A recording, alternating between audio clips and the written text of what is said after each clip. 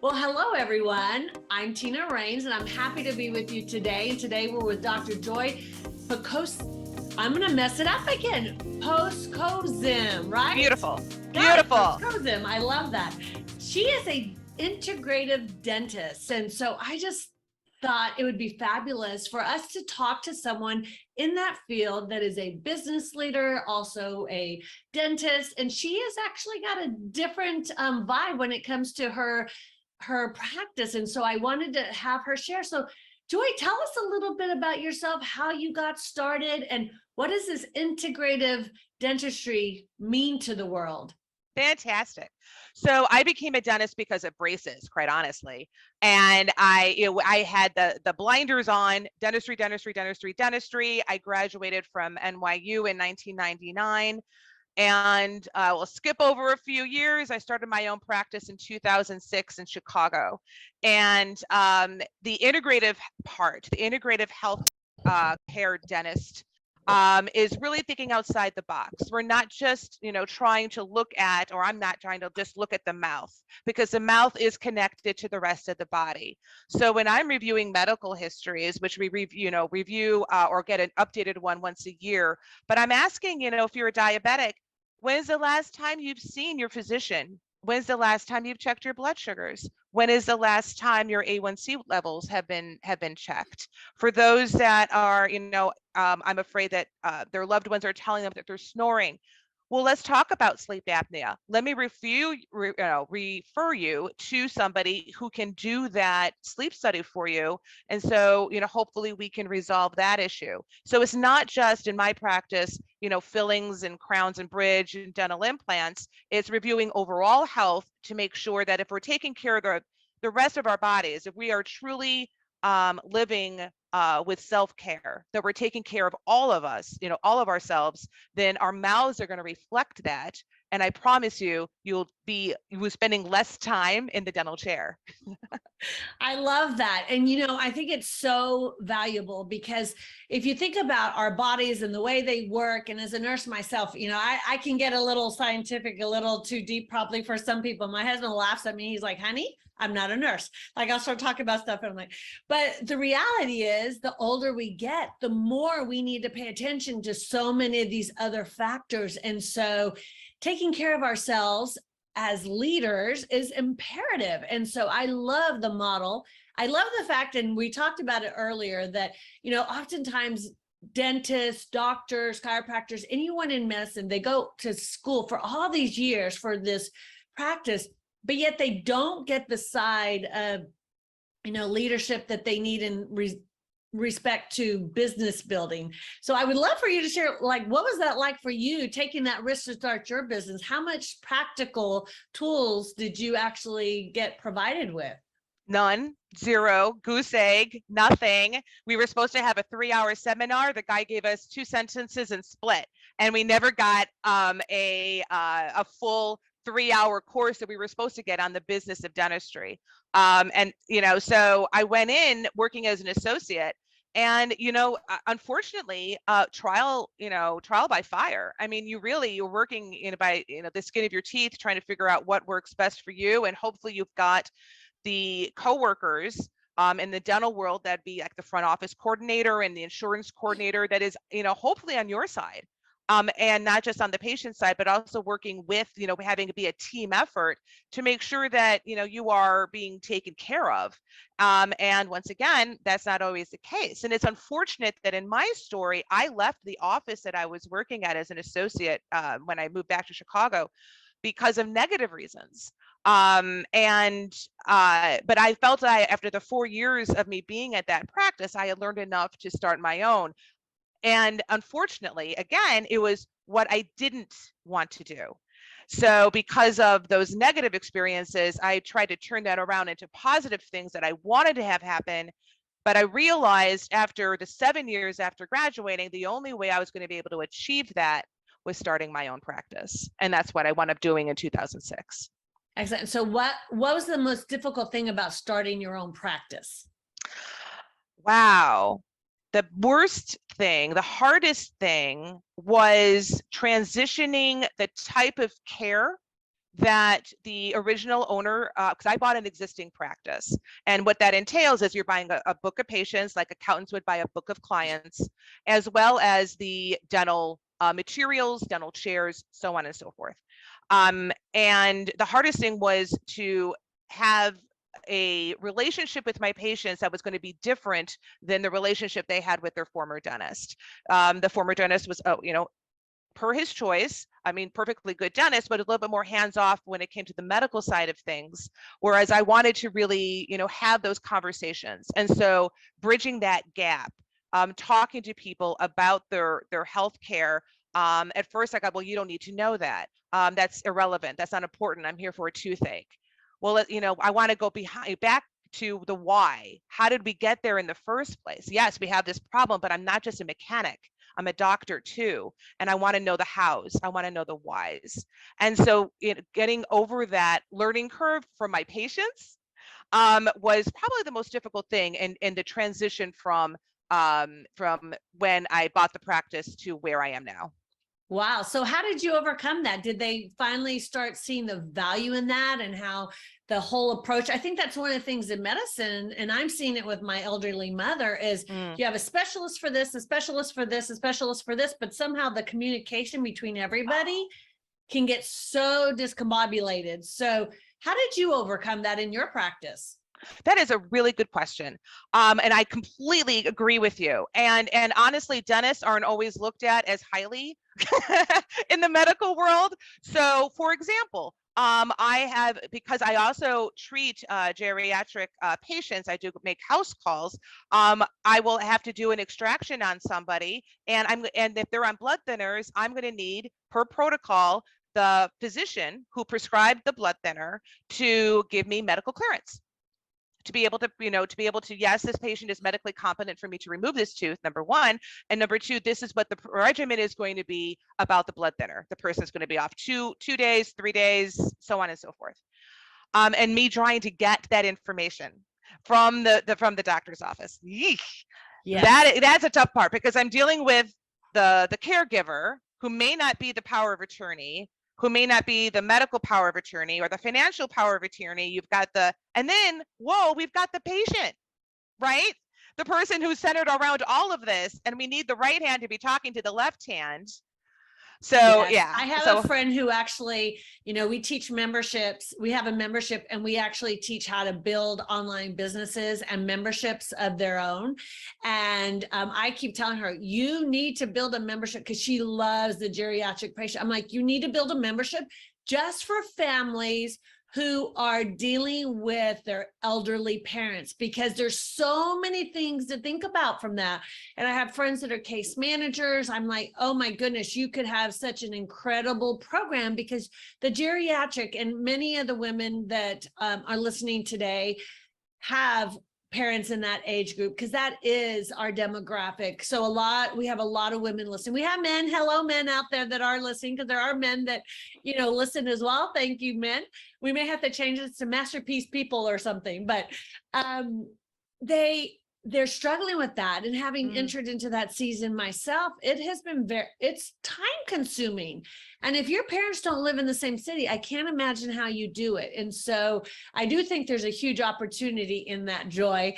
If I had time, I would do it myself, but I just don't have capacity. So if anybody's out there listening that you want to do it, join our membership. I'll help you do it, because there's such a huge need to help these families navigate through this season when they're having these difficulties. So I appreciate you sharing how you overcame some of that, and how you are focused on the mind and the body and the different health issues, because we don't think of dentists that way. And I think that's really a special niche you have. And I'm always talking about niches. Now, you have this niche that you go into people's homes, and specifically geriatric.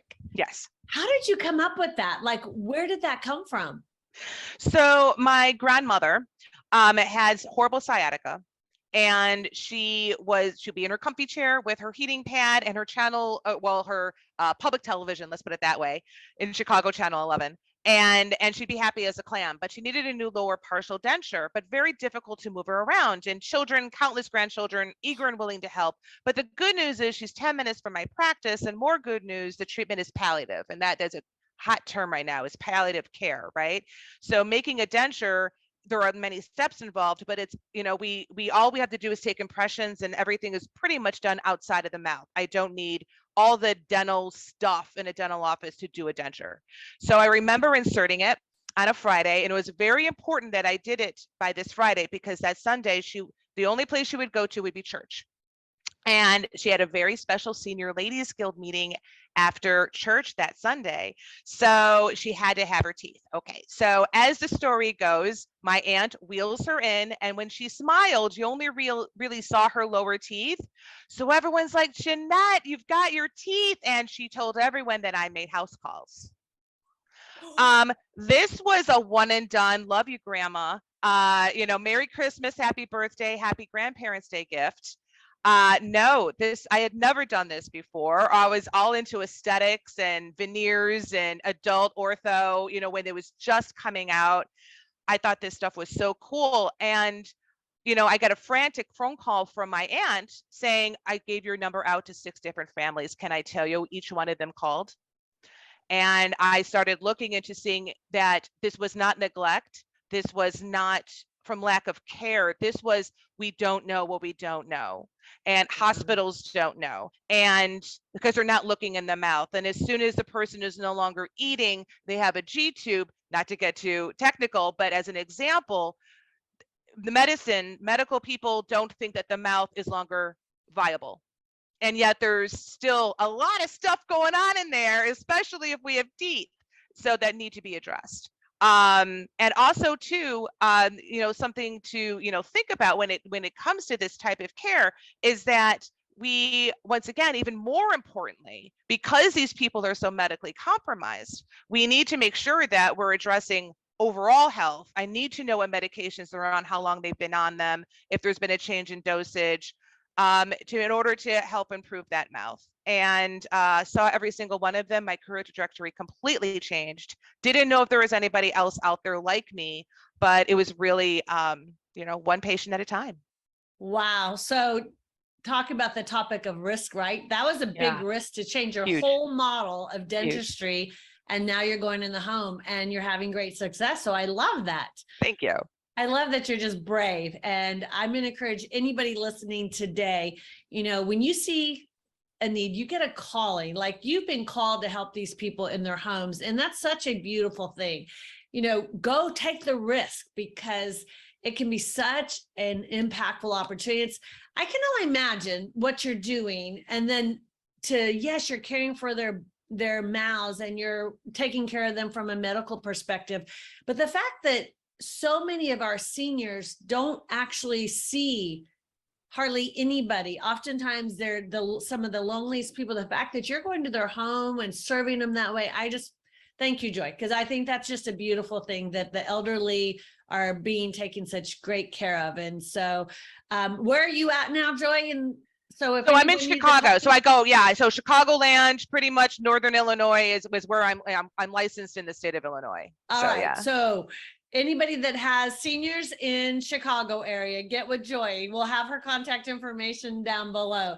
So let's talk a little bit about the business side of things. Absolutely. When you started your business, did you have a mentor? No. And that is another great question. And I truly believe that is so important to have, because I didn't have one. I'm telling everyone to go get one. And if you want me to be your mentor, I'm your gal, right? I'm your dentist. Because not only will you have a fantastic relationship with that person and really learn from that person and building a relationship with that person, but it's also going to, it makes your career and it makes your life way more efficient. And absolutely. I think as women, we are all about being efficient. Yes. And having, learned with by someone who's already, you're stepping in their shoes, that they have created a path for you. It's going to make your life that much easier, and therefore make your business more efficient, and you'll be more successful that way. So it's unfortunate that I didn't have one, not from lack of trying, But there, in my, what I do is especially when I started it 15 years ago, I really didn't know where to look, quite honestly. And, the different powers that be for dentists, there wasn't really much help. So Yeah. yes, mentorship is so important. And now they're trying very hard to have that in dentistry, let That's alone every awesome. industry. I mean, that is so important. It really is. And I know I was very blessed. I had no idea what I was doing. I started my healthcare staffing practice at 25 and I didn't know what I was doing. And I had somebody that gave me a great piece of advice. Surround yourself with people smarter than you and go get a great mentor. So I got in a group of CEOs who were all very successful. I was the only little kid, didn't have a clue what she was doing. And they took me under their wings. Otherwise, who knows where I would have been. So I agree with you. What was like the best piece of advice that somebody did give you when you were building your business? So the dentist that I worked for, the last dentist I worked for as an associate said, and when it came to marketing, he said the first 2 years, spend as much money as possible marketing everywhere. And when he meant everywhere, he meant, on the shopping carts at your grocery store. He meant, all the free papers. Get your name out there. We're a lot we have a lot easier now with social media, right? Because this shows Right. how old I am. This is, 2006. But yeah, I truly believe you are marketing everywhere and you're paying to market. And then you start to see where you're getting you need to make sure that you're doing your research to make sure you know where the numbers are coming from. And then you start to scale back. But those first Absolutely. 2 years, I could not, if I hadn't done that, and it was part of a bridge, from doing the papers, paper marketing to digital media. If I hadn't done that, I don't think I'd be where I am now. Very For good. sure. Well, and that's key. And in these difficult times, oftentimes that's the first thing that people cut is their marketing. And then their businesses, they tank because they don't have the influx of the leads. And so taking the risk to do that and to spend that money, it's kind of scary when Yeah, you're starting off to spend that kind of money, but the reality is it takes money to make money. And so you absolutely. have to market. You cannot effectively build a business without taking the time. And I just actually did some videos this last week on practicing because so many people, especially now that so much of our marketing is on social media, you have to be out there and doing videos. You have to be out there and be present if you want to scale on social media, because people don't look at the little, pictures anymore. They want to know the person that they're dealing with. And so video is 10 times more impactful, actually probably 100 times. That old saying is a picture is worth 100 words, right? And so video is worth 1,000 words. And taking the risk to go out there and put yourself out there on social media is scary to people. They don't want to take that risk. But if you're going to build business in this day and age, it's imperative. You gotta. How else are they going to find you? Yeah, And exactly. I mean, for me, I'm local. I can only go as far as my car can take Well, I me, was thinking right? about But too, well, yeah. you could still do a lot of local stuff, but I was Oh, actually and I thinking about do. you. You might be better in the newspaper still because of who your demographic is. And that's why it's so important to know who your avatar is. Who's your demographic? You have the elderly. Most of them aren't going to be on TikTok, although I will say there are a lot on there. One of the grandmothers on there is like the #1 person. It's crazy. But No, and you're absolutely right. And or church bulletin. I have two paper products that I will market to, and one is the basilica, that is in our community, and I from 2006, I have never stopped, and I think that's really important to know. There's a neighborhood dentist that you can trust and and believe, so to speak. And then it's the local newspaper. You're absolutely right, because our demographic in the neighborhood really runs the scale from young families starting out to those that are considering retiring and maybe downsizing. But who can they go to, and then ultimately who can go to them, right? Which would be me. I agree with you, and I also feel though too, when you're, after, especially during this time, we're still recovering. Let's face it, we're still recovering. When scaling back occurs, okay, so maybe you're not paying a third party to do it for you. Maybe you do have, or maybe you need to create the time to do it yourself for free.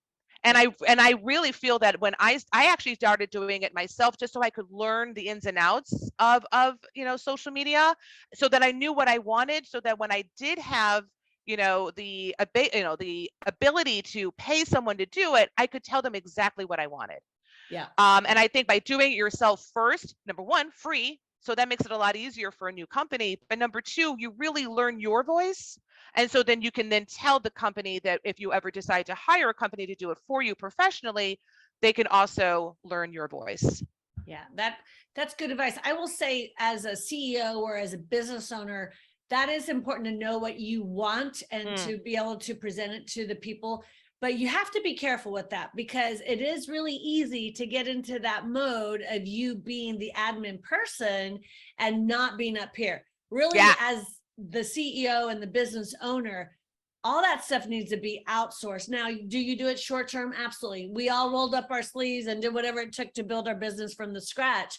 But very quickly, you want to outsource that. You want to get that off your plate. And we actually at Masterpiece Women have created a social media platform where I hired a bunch of VAs from the missionary that I worked with. I connected with her in the Philippines because I saw all these people offering Filipino, virtual assistants. And now we have 6 virtual assistants working for Masterpiece Women that are helping other women with their business, with their social media.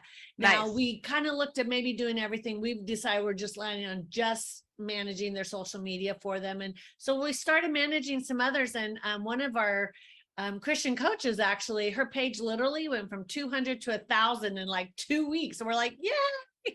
That's amazing. Yeah, it was incredible. So it's been fun to watch, but it's been so much more fun because we're helping these people in the Philippines who can't get positions right now. There's, they're not job shortages. There is.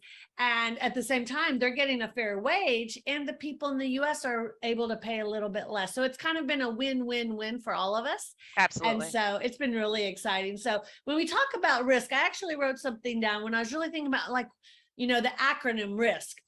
It talks about risk is what? Number one, responsibility. We need to sense the need, right? And to take the responsibility to step forward to really make that impact. The second thing was initiative. Even even if you don't have someone going ahead of you, even if you don't have that mentor, even if you don't have anybody that even agrees with you, if you feel like you're supposed to do it, go do it anyway. And I kind of feel like that a little bit with this other business that I have on, that we're launching, is that oftentimes people may not agree with you and they may shun you, and you have to just go, okay, if God called me to do it, I'm going to go do it. So despite of that, take the initiative. And then the S in risk is the sacrifice. It is a sacrifice. If you're going to step forward and build a business, you're going to step forward and build a ministry, you're going to step forward and do anything, there's going to be sacrifice. Be willing to do the sacrifice that it takes to get there, but also make sure that you have your boundaries up. So what can you get rid of off your plate so that you can stellar focus? Like most recently, I'm looking at my schedule and got a little crazy for a week. And I went, okay, wait, I'm not going back into this crazy cycle. What do I need to take off of my plate?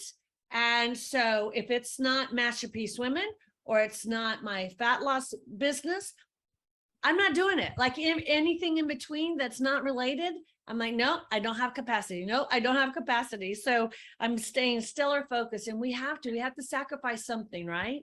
But I would also say that S could also be sacrifice, self-care, right? Absolutely. So those go hand in hand. So yes, there's going to be some sacrifice, but still you are taking care of yourself while you're, realizing what those boundaries are. That is key. That's the boundaries, right? Because oftentimes when you are sacrificing, you are taking risk, those boundaries get left.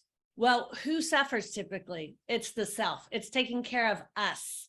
Yeah. So that's so important, Joy. I agree. I'm going to change that to sacrifice / self-care. Don't sacrifice the self-care. Yeah, And then exactly.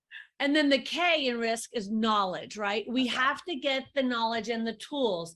And so whatever you are wanting to build, go find someone that has done it and watch them, learn from them, take their Follow best them. practices, and then implement those best practices. Like when I started doing Masterpiece Women, I built a, brick and mortar business, was very successful there. However, I didn't know a whole lot about building an online platform and what that took or what I needed to do. So I got into a bunch of different groups and mentors and paid memberships, and still am, to learn from experts so that then we can do what we need to do. So the K to me in risk is also, you're taking a risk, but it's a knowledgeable risk. You need to know what it is that you're doing to be able to step forward, but not be paralyzed if you don't know everything. You just need to know enough to take the one step forward, because then you learn as you grow and you practice. And that's something we talked about this last week as well, is that oftentimes people are so scared of being not perfect that they don't take the risk to step forward and just start practicing and start stepping forward one step at a time. So I couldn't agree with you more. And it just starts with one, right? For me, yes, it was my grandmother. So I had, but then it was that next patient that I saw the following Monday, right? And it was the next patient. And now I've got the 4 patients, and then, or your client. You're not sure if you're ready to take on that first client. Take it anyway. Take that client anyway, because this is the way, you got to start somewhere. Right. And what do they say? I'm going to get it wrong, but it's about fake it till you make it. Right. You're going to take on that client, even if you don't feel you have all your ducks in a row, because guess what? That's okay. You know enough to know that you can help this person out, and you will be continuing to learn. And the only way we are going to learn and gain that knowledge, right, is by learning from that first client and second client and third client. Because what we put into that first few, when we still are, gathering, all our, everything to make sure that we have a really solid business, the only way it's going to become solid is by having those clients and learning from those mistakes potentially to help service the next group, right? The next client. True, so I could not agree with you more. And what are the greatest lessons that you've learned, Joy? Have they been from your failures or your successes? Failures. Exactly. For sure. Absolutely. That's why I tell her, take the risk, because even if you fail, so what? So what? One of my clients is like, my coach, she goes, my famous is like, so what? So what? So what's the worst thing that can happen? You fail, and you just you learn a ton of stuff from it, and you keep on going. Every one of us have failed many, many times. The most successful people in the world have failed many times. And I truly believe too, it's like when they're, if you start off successful, fantastic. But then I'm like, well, I'm doing everything right. I'm patting myself on the back, and I'm not growing. And as a business, leader, right, as a business innovator, we have to be learning and growing, I feel, at all times, because that's the only way we are going to be able to best serve our clients or best serve our patients. And so if I just had a string of success right from the beginning, fantastic, but I probably would have plateaued at some point and then not know, right, not have that knowledge of, okay, well, what am I doing wrong and how can I achieve more, right? 100%. So through those failures, I feel we can really, expand that much more within our boundaries, but within what we're able to do, based on those failures. I couldn't agree more. Absolutely. Well, and when you look at the greatest people on social media, for instance, the ones that are most successful, and just recently, one of my mentors, she's an 8-figure earner. She built all of her platform on social media, and her advice was this: build your influence, care about people, and do it scared. And just build your influence, because when people know you, they want to do business with you. You're going to have the right people come to you because you have influence. You have people that start following you. And it's interesting because I'm not taking on a ton of one-on-one clients. As a matter of fact, I say no quite often because I just don't have capacity for one-on-ones. So I'm referring them to some excellent coaches we have in Masterpiece Women group. And people are like, well, how are you getting those clients? I'm not looking for them. It's because I am on social media and people are seeing us out there, and now it's them coming to us. And that's really what it's all about. It's pique their interest, get them interested in what you're doing, share the value to people of what you're doing, but expand yourself and take the risk and get out there, whether it's doing videos, whether it's doing, posts. But I'm going to refer back to, and I keep saying this over the last few weeks because it's so important. People want to have entertainment, and especially now, do you know, like, I think the statistics are 34 million people have left Facebook to go to TikTok. And so if you notice, Facebook's really trying to get into more of the reels and do a lot more of that stuff. Well, it's because they're losing all the people to TikTok. And so if we can capitalize, and people do like the goofy stuff. I can't bring myself to do that. They're just going to have to like me the way I am. I had to be authentic. And that is really important too, is just to be authentic. Take the risk to be authentically you, because that's who's going to be attracted to you. Well, those are the people that are going to stay with you. If you're just being fake to, get out there and be on social media to get everybody, well, they're not going to stay with you because you weren't being authentically you. So and I really feel too with video as well, it shows your passion. It 100%. Shows your drive. It shows the true meaning of the reason why you're doing it in the first place, why you even are taking the time, right? Because time is so precious. And so by doing the reels, by doing the videos, it really, and it's so easy to do now. And guess what? That's free too, right? And now that LinkedIn is doing that as well, they're doing the whole video thing. They have this massive campaign right now to do videos. Good for them. I think, the time has come because you can learn from someone so quickly in that 20-second blurb of whether or not you want to do business with them or even follow them. And going back to the mentor thing, maybe even a formal mentor is not even really all that's necessary anymore. Just by following people on TikTok or following people on LinkedIn, you will learn what they're doing that is making them successful. You can see how many likes they get or how many comments they get or how many shares that they get, which is so helpful for us, right? This is all great information and great knowledge to see, okay, well, this person's doing this and this is the reason why they're successful. Let me watch their videos. Not that you want to copycat them, but you can learn a lot from what the successful people are doing in order to help promote yourself in your own way. Absolutely. With your own niche. And I will say this, it's interesting because just recently I had someone that I respect greatly say to me, I love your videos, Tina. I watch them every day when you post them. She's never once liked one that I've seen. So, but what my point to that is good though, is that you don't take it personally and don't think that you're not affecting people just because you don't get a bunch of likes. Don't base your value on those likes. Oftentimes people don't take the time to do that. True. Because they just don't. Yeah. And so I will encourage people not to be scared and not to feel like you're not good enough. And so you don't want to take the risk to get out there because you don't get a bunch of likes. Don't base it on the likes because that's not always the case. So well said. I actually went back touche. and I was looking You're absolutely at another person who said something to me recently too. I thought, well, they're not even subscribed, but they watch my videos. I'm like, okay, well, that's good. So you don't know who you're impacting, because even if you impact one person for good, it's worth it. I agree with you completely.